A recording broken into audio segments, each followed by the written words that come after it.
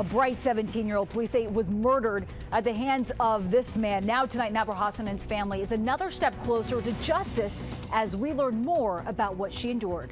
What she has, been able to show us so far has been unbelievable. And standing tough for Tina, the local Las Vegas shooting victim back in her home state, how she's surprising doctors in a long road to recovery. Live from News Channel 8, this is Good Evening Washington, powered by ABC 7. Thank you for joining us on this Monday. And off the top tonight, the man accused of murdering a Virginia teenager as she returned to her mosque, now indicted. This as new details of the brutal June slaying are coming out, and Richard Reeve has the latest. Well, for the very first time, we are learning the victim, Nabra Hassanan, was raped before she was killed. Prosecutors now say they intend to file a death penalty case when they take this to prosecution. The 8-count indictment includes capital murder and rape charges against Darwin Martinez Torres. 17-year-old girl was among a group of teens who were chased by Martinez Torres after a road rage confrontation last June. Investigators say he caught Hassanan, bludgeoned her with a baseball bat, and dumped her body in a lake near his Sterling home. Now, the indictment is just days after a Friday hearing in which Hassanan's mother shouted at Torres, saying, "You kill her," and threw a shoe at him. Now, Martinez Torres is expected to make his first court appearance on Thursday. In the newsroom, Richard Reeve for Good Evening Washington. Unusual story here to tell you about a scare on a double-decker bus in D.C. full of tourists. A man got on board and went after the driver. According to police, Stephen Cheetah has the details. Yeah, this all went down right in front of the White House right here at 16th and H. Workers at the nearby Hay Adams Hotel tell us what they witnessed about 8:30 last night. They said they saw a man running through the street, running through 16th Street, then head down 8th Street. Seconds later, they say they saw a double-decker tour bus come to a halt. The man apparently had gotten off the bus, started choking the bus driver, allegedly. They say one of the passengers pulled this guy off the bus driver, hauled him to the sidewalk, and held him until police arrived and arrested him. Now that man is charged with attempted carjacking, assault, and resisting arrest. Stephen Cheetah, Good Evening Washington. And 2 weeks after a gunman fired dozens of shots into a country music festival in Las Vegas, an Anne Arundel County woman hurt in that attack is back in Maryland. Tina Frost is now with her new team of doctors at Johns Hopkins, and Maryland Bureau Chief Brad Bell details how she's doing tonight. Tina Frost continues to amaze her doctors and those who love her. After a flight from Las Vegas to Baltimore and transport to a room in intensive care at Johns Hopkins, she continues to show progress. It may seem slight, but it means the world to those with her. The doctors, who she doesn't know, but they asked her to respond by, they held up 3 fingers. She held up 3 fingers. She gave her boyfriend a thumbs up. Frost is not yet speaking or walking, but she has supported her weight for a few escorted steps, and she has been able to breathe on her own for several hours at a time, according to family spokesperson Amy Klinger. What she has, been able to show us so far has been unbelievable, but these are just baby steps on a very long road. The 27-year-old Frost was shot in the head during the attack on a country music festival in Las Vegas. She's lost an eye, and it's still too soon to know how much brain damage she's suffered. But her family says they've been overwhelmed by the support for the Crofton native and Arundel High grad. There were celebrity hospital visits, hundreds gathering for fundraisers, and a GoFundMe page, which has collected nearly $600,000. Tina's mother, Mary, in a phone interview. It's going to be such a long road, but we are in it for the long haul because she made it through this far. Well, Tina's mom is not yet ready to speak on camera, but she did step outside of the hospital earlier today, and she did speak with us, and she said that she wants the community to know that she very much appreciates the support. The support has been tremendous, but she also wants people to know that even with these positive developments, Tina is going to be in the hospital for a long, long time. The good news today is that hospital is much closer to home and to her support group, and that can only help in the healing. In Baltimore, Brad Bell, Good Evening Washington.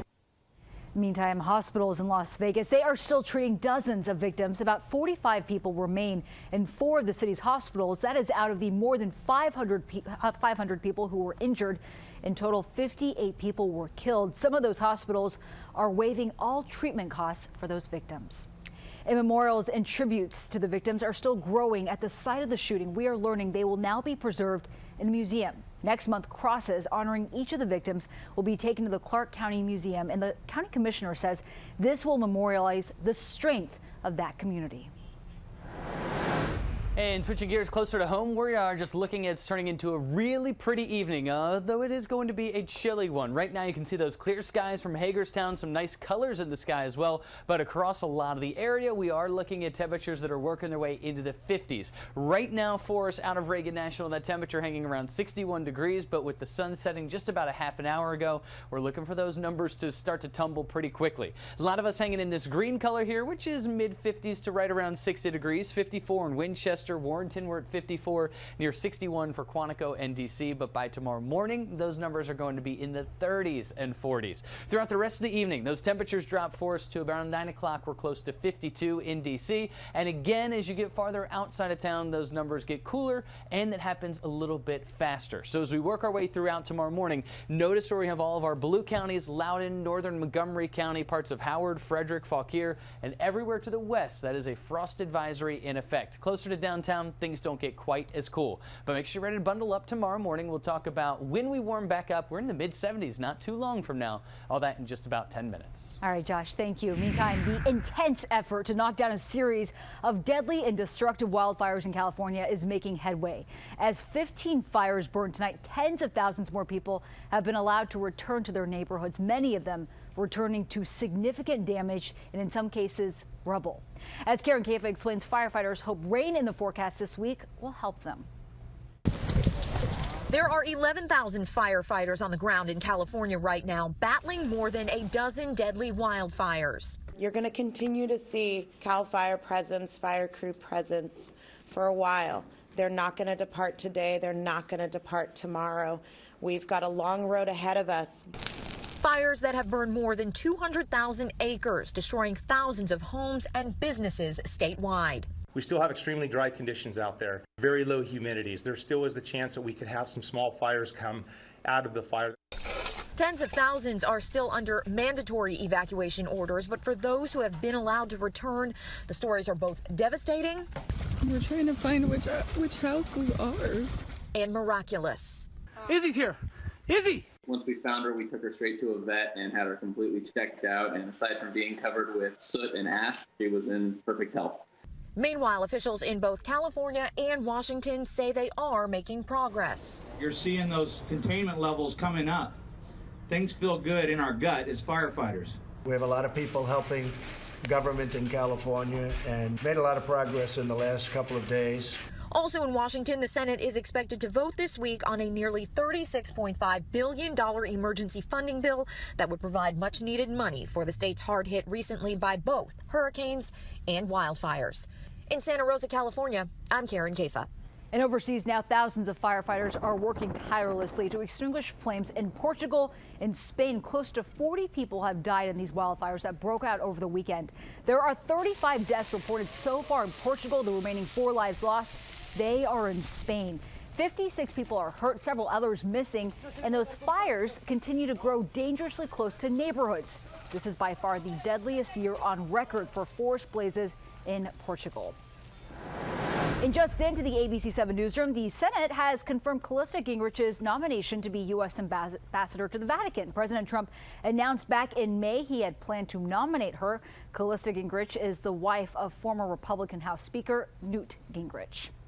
In developing tonight, flames shooting high into the sky after an oil rig explosion. This is in Louisiana here. Several people hospitalized now following that blast, but tonight the focus is on finding one man who is missing and pinpointing how this all happened. Tanya Bacchus has a story.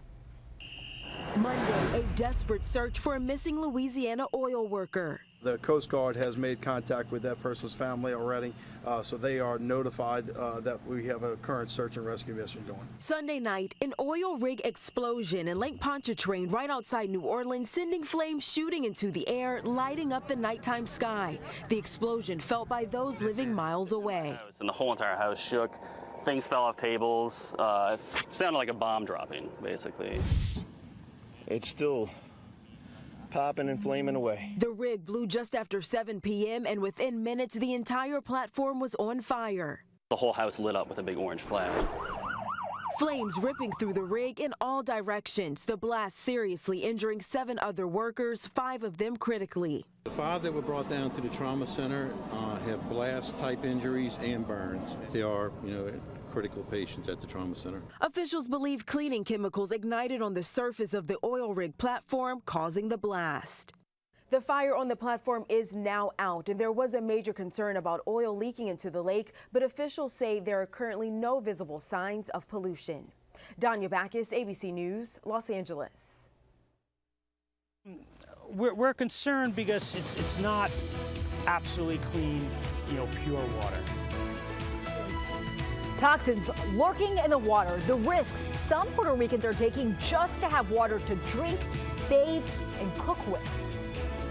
And a frost advisory for some. It is going to be the coldest morning since the middle of May, but we're heating back up when we get back in the mid-70s, coming up after the break.